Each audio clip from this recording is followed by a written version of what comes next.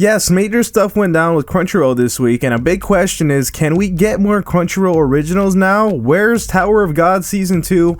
And so on. Well, that's what we're talking about today on the Konjic channel.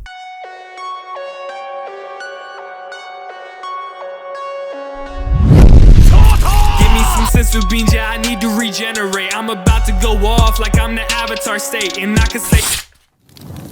If you guys want more anime content, make sure to hit the like button on today's video to get the YouTube algorithm to get more your way, and of course subscribing gets you all the future and past stuff on this channel, so make sure to do that to not miss out on any anime content. So here's the deal with Crunchyroll original anime. Not that long before Sony purchased Crunchyroll from Warner Brothers / AT&T, Crunchyroll began to roll out original content from their platform, meaning they were producing shows themselves. Many streaming services do this, although it's not common for anime streaming services, even though it's kind of a good idea because it means you're the only place that you can get this stuff. But Sony bought Crunchyroll, and at the time Funimation announced that they had acquired Crunchyroll, meaning that Sony basically put Funimation in charge of what to do with their once biggest rival in the anime streaming space.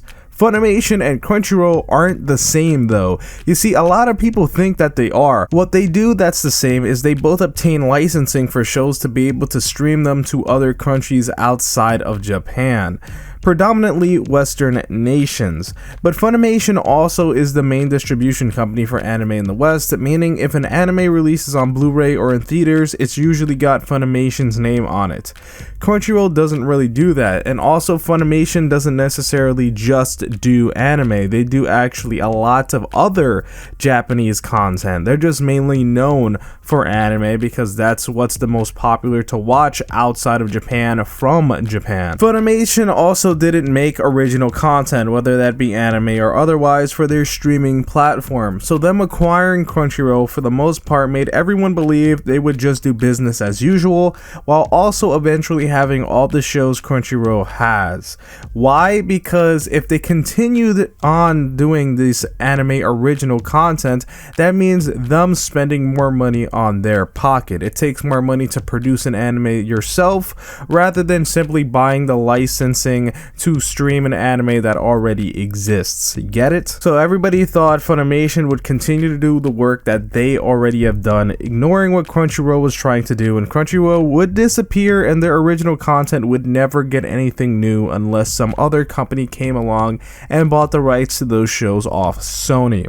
But 5 days ago from the release of this video, Crunchyroll somehow walked into Sony headquarters, looked Funimation in the eyes, and just pulled out their Uno reverse card because of what we thought Funimation would do to Crunchyroll, Crunchyroll is actually doing to Funimation. Funimation won't be getting any new anime shows, and Crunchyroll will be free to act as they please.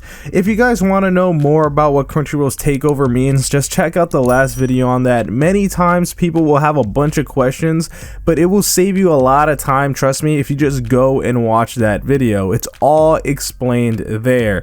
So I'm telling you now, before you write like all these questions in the comment section and I just end up sending you the link to that video telling you exactly what I'm telling you right now, just go watch that video. It's got the information on that. Your questions will be answered. But since Crunchyroll is free to act as they please, this means all the Crunchyroll original shows will be getting renewed for more seasons, right? Yeah, no, that's not true. You see, it wasn't simply Funimation stopping them from putting out more seasons, although this whole thing with Sony sure added to why it's been so long, because they didn't actually know what was gonna happen. And it's also the reasoning why it's been so long since we literally heard anything about new content for these shows. But even without that, these originals were an experiment.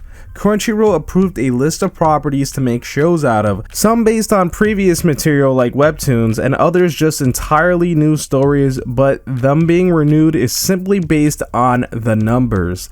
Did they bring in viewers or not? And if we're being honest, a lot of them didn't really bring that many, and I doubt many could really name them all. Like, can you honestly name more than just 3 or 2 of them at least? But the 2 likeliest to be renewed are of course the the only two that got big buzz, and that's Tower of God and The God of High School. So I would expect those two to get new seasons, and I would expect to hear about that by the end of this year of 2022.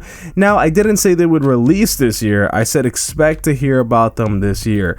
Now, that is the situation, but make sure to check out the rankings video for top 5 Crunchyroll originals to see what shows you missed.